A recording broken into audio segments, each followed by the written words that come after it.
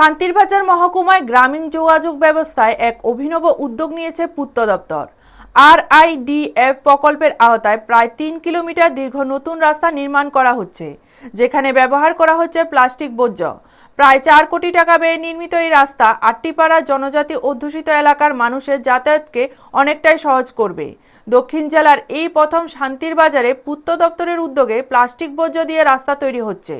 এতে যেমন পরিবেশ সুরক্ষার দিকটি গুরুত্ব পাচ্ছে, তেমনি রাস্তার স্থায়িত্ব বাড়বে বলে জানিয়েছেন দপ্তরের আধিকারিকরা। পূর্ত দপ্তরের এক্সিকিউটিভ ইঞ্জিনিয়ার পর্বতীপুরা বলেন, রাজ্যের প্রত্যন্ত ও প্রান্তিক এলাকাগুলিকে উন্নয়নের মূলধারায় যুক্ত করাই এই প্রকল্পের প্রধান লক্ষ্য। প্লাস্টিক বর্জ্য ব্যবহার করায় রাস্তায় গুণমান আরও মজবুত হবে এবং দীর্ঘদিন টেকসই থাকবে। তার কথায় সরকারের লক্ষ্য সাধারণ মানুষের যোগাযোগ ব্যবস্থাকে স্থায়ীভাবে উন্নত করা।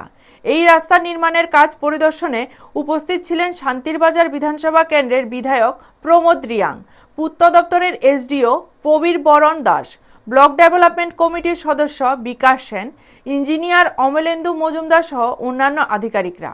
পরিদর্শন শেষে সংবাদ মাধ্যমের মুখোমুখি হয়ে বিধায়ক প্রমোদ রিয়াং বলেন, দীর্ঘদিন ধরে এই এলাকার মানুষ কাদামাখা মাটির রাস্তা দিয়ে চলাচল করতে বাধ্য হয়েছিলেন। বহুবার আবেদন জানানো হলেও আগে কোনো কাজ হয়নি। তিনি দাবি করেন 2023 সালে নতুন সরকার ক্ষমতায় আসার পরেই এই বহু প্রতীক্ষিত রাস্তা নির্মাণের উদ্যোগ নেওয়া হয়েছে।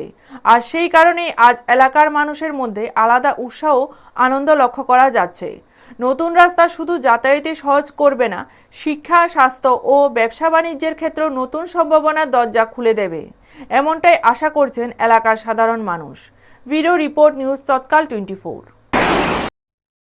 এটা টোটাল 3 কিলোমিটার রাস্তা, 4 কোটি টাকা প্রজেক্ট কস্ট। RIDF এর আন্ডারে এটা নতুন টেকনোলজিতে কাজ হচ্ছে, যেখানে 92% বিটুমিন, 8% প্লাস্টিক দিয়ে রাস্তাটি করা হচ্ছে। এই রাস্তাটা কি আগেও করা হয়েছে এরকম না? না, শান্তিরবাজার মহকুমা এই প্রথম করছে এটা দক্ষিণ ত্রিপুরার মধ্যে। প্রথম করছে এই প্রযুক্তি নিয়ে। আমি কলকাতাতে একটু ট্রেনিং করে এসেছি স্বচ্ছ ভারত মিশনে থাকতে।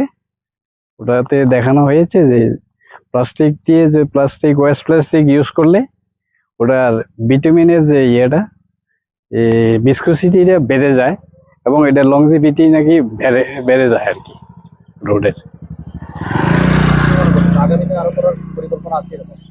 এটা তো দপ্তরে এটার পরিকল্পনা আছে, ওয়েস্ট প্লাস্টিক ইউজ করে ভিটামিনের সাবস্টিটিউট হিসেবে ব্যবহার করার জন্য গভর্নমেন্ট এটার পদক্ষেপ নিচ্ছে।